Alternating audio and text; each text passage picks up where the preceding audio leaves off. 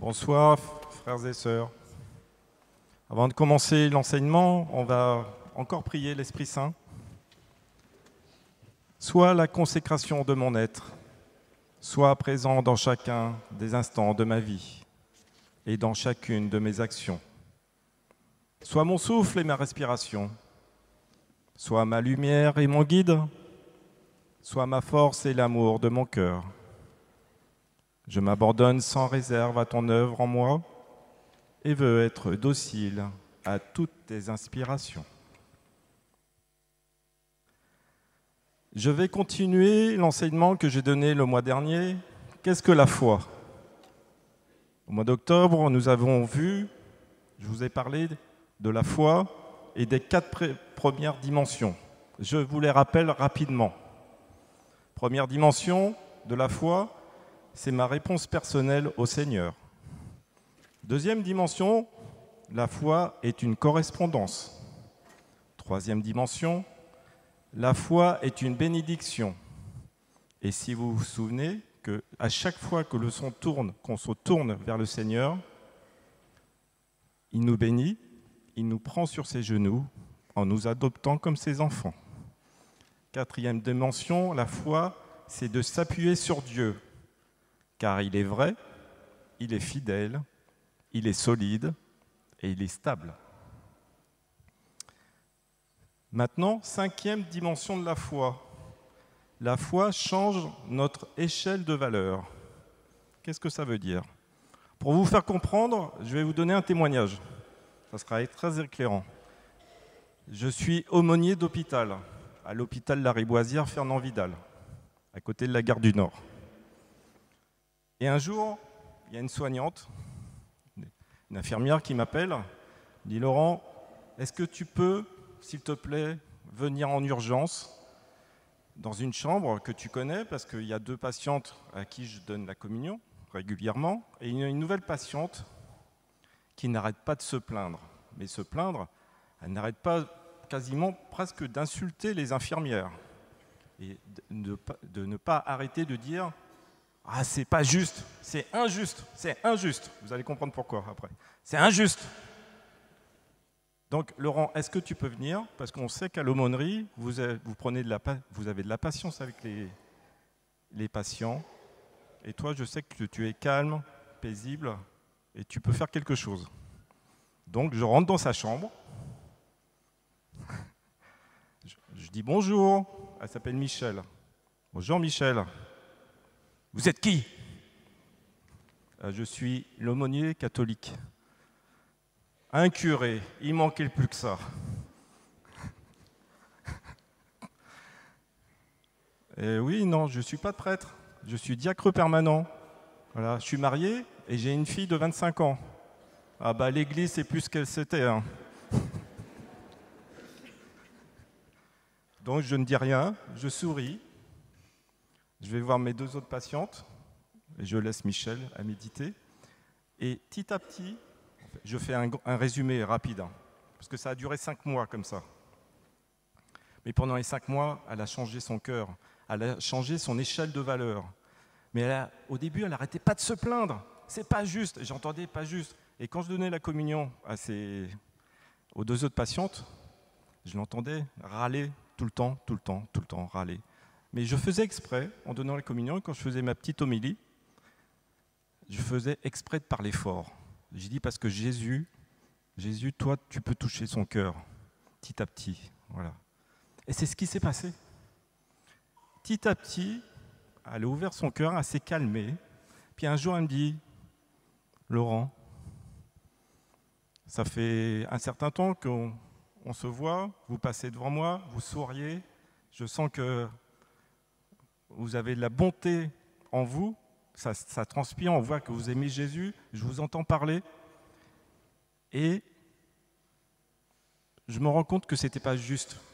Je maltraitais les infirmières, je maltraitais tout le monde, et j'ai compris en vous écoutant que le Seigneur veut autre chose pour moi. Qu'est-ce que vous avez pensé de moi ? Je lui ai dit, Michel, j'avais une image de vous, j'avais l'image d'un ancien dessin animé que je voyais dans mon enfance dans les années 80. Vous faisiez penser à Calimero. Vous savez, le petit poussin avec la coque là. Ah, c'est injuste tout le temps. Elle a éclaté de rire. Elle a éclaté de rire pour elle. Bah oui, elle m'a dit oui, c'est vrai. J'avais pas arrêté de me plaindre. Et je pensais être une victime. Ben, en fait, j'étais persécuté. J'étais un persécuteur. Voilà. Et petit à petit, elle a changé son cœur. Son échelle de valeur. Voilà. Le Seigneur l'a transformée petit à petit. Et maintenant, à un moment donné, elle m'a dit, mais vous partez tôt le jeudi soir. Je dis, oui, je vais à la prière des malades, à Saint-Nicolas-des-Champs. Elle me dit, qu'est-ce que c'est que ça? Je lui dis. Et maintenant, elle regarde les vidéos, elle prie. Voilà. Elle a changé son cœur. Jésus a changé son cœur. Voilà. C'est ça l'échelle de valeur. C'est changer son cœur pour devenir une autre personne. 6e dimension, la foi, c'est un itinéraire, une marche avec Dieu. La foi, ce n'est pas d'abord une émotion ou un état d'âme. Mais plus que ça, là, dans la Bible, c'est la mystique qui précède la morale. Et j'ai oublié de vous dire, pour ceux qui n'étaient pas là le mois dernier, il y a un fil conducteur avec Abraham. Abraham marche avec Dieu et petit à petit, cela va le transformer et Dieu va l'imprégner. La foi, c'est de marcher avec Dieu. Donc pour vous, où en êtes-vous de votre itinéraire avec Dieu, avec Jésus? Cherchez ce qui vous a le plus marqué dans votre itinéraire. Peut-être une retraite spirituelle, une guérison à la prière des malades, une parole que Jésus vous a donnée, un pèlerinage. Cherchez, cherchez. La foi est plus un itinéraire qu'un état d'âme. Tenez compte de cela, et c'est pour regarder si vous avez ou non la foi, et surtout comment grandir dans celle-ci. Regardez le parcours de votre vie, ce que vous avez reçu de Jésus, ce que vous avez gardé, découvert, laissé de côté, là où vous vous êtes trompé dans un domaine ou l'autre. Vous en avez peut-être été humilié, mais peut-être que maintenant vous en tirez une leçon. Dès lors, vous repartez avec plus d'humilité et de confiance, et aussi, peut-être aussi, de la joie. La foi, c'est de mettre un pas devant l'autre. Aujourd'hui, c'est aujourd'hui, et demain, c'est demain. Vous connaissez la petite phrase de l'Évangile ? Chaque jour suffit sa peine. Et peut-être que cette rencontre avec Dieu va me booster, me pousser à changer mon échelle de valeur dans mes relations et mes actes. Marche en ma présence, dit Dieu, et tu deviendras parfait. Et non, surtout pas, et faites attention, c'est pas deviens parfait et tu seras digne de paraître en ma présence, mais marche en ma présence et tu deviendras parfait. Une petite prière que vous pourrez reprendre. Ô mon Dieu, mon Jésus, venez opérer en moi un nouveau changement, une transformation nouvelle. Venez m'embraser de votre amour. Ce n'est pas de moi, c'est de Marthe Robin. Répétez-le souvent pendant une adoration, par exemple, et je vous assure que vous en aurez plein le cœur. 7e dimension de la foi. La foi, c'est une hospitalité réciproque. Vous pourrez reprendre le chapitre 18 dans la Genèse. C'est une hospitalité réciproque entre Dieu et Abraham, et entre Dieu et le croyant. Elle n'est pas facile à voir, il faut être attentif. Résumé avec Abraham. Dieu prend à cœur le grand souci d'Abraham, que d'être vieux et sans enfant. Dieu vient lui annoncer que bientôt il aura un fils. Cela va faire rire Sarah. Et du coup, cet enfant va être appelé Isaac, le rire. Pendant les lectures à la messe, on arrête souvent à la première partie pour que ne soit pas trop long. C'est dommage qu'on ne voit pas la réciproque. Quand les mystérieux personnages s'en vont et Dieu lui-même, Abraham, les accompagne, Dieu dit « Vais-je cacher à Abraham ce que je vais faire ?» Ici, Dieu pense tout haut. Et quand il le fait, faites bien attention. C'est qu'il est en train d'ouvrir son cœur. Donc, Abraham intercède et Dieu dit « Ah, le cri de Sodome et Gomorrhe, comme il est lourd !» Et oui, Dieu a un poids sur le cœur. Et ce poids, c'est le péché des pécheurs que nous sommes. Abraham va s'approcher de Dieu et lui dit qu'il va bien trouver 50 justes qui tiennent la route. Et ainsi de suite, en diminuant le nombre, car Dieu ne répond pas à chaque demande d'Abraham. Qu'est-ce que ça veut dire ? Eh bien, Abraham prend à cœur le souci de Dieu, et la foi, c'est cela. Dieu prend à cœur mes soucis, à moi de prendre à cœur les siens. Tout est dans cette réciproque. Avec des mots plus simples de notre culture, je vais parler de Sainte Thérèse d'Avila. Jésus dit à Sainte Thérèse, « Ma fille, occupe-toi de mes affaires et moi, je m'occuperai des tiennes. » Sainte Thérèse était malade depuis plusieurs semaines sans pouvoir se lever et d'aller à la messe. Puis un jour, elle se sent mieux et s'appuyant contre le mur, elle va jusqu'à la chapelle et va communier. Et Jésus lui dit cette phrase, « C'est le moment d'aller réformer le Carmel de Valladolid. » Thérèse d'Avila, qui ne manquait pas d'à propos, lui répond, « Seigneur, trop c'est trop. Car c'est l'hiver, il faut traverser la Sierra et réformer le Carmel. Cela va faire des histoires et une confrontation avec les chanoines. » Jésus lui répond, « L'obéissance donne des forces. »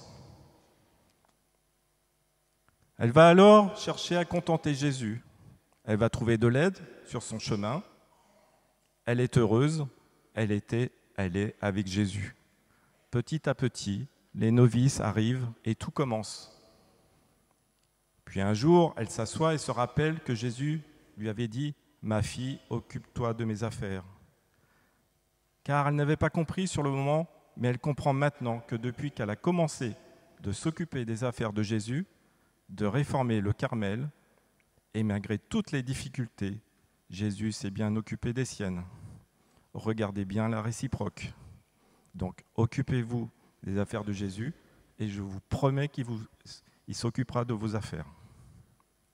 Dernière dimension. Le sommet de la foi, c'est pouvoir encore dire à Dieu, « Me voici ». Même dans les difficultés et même dans les expériences de toutes sortes.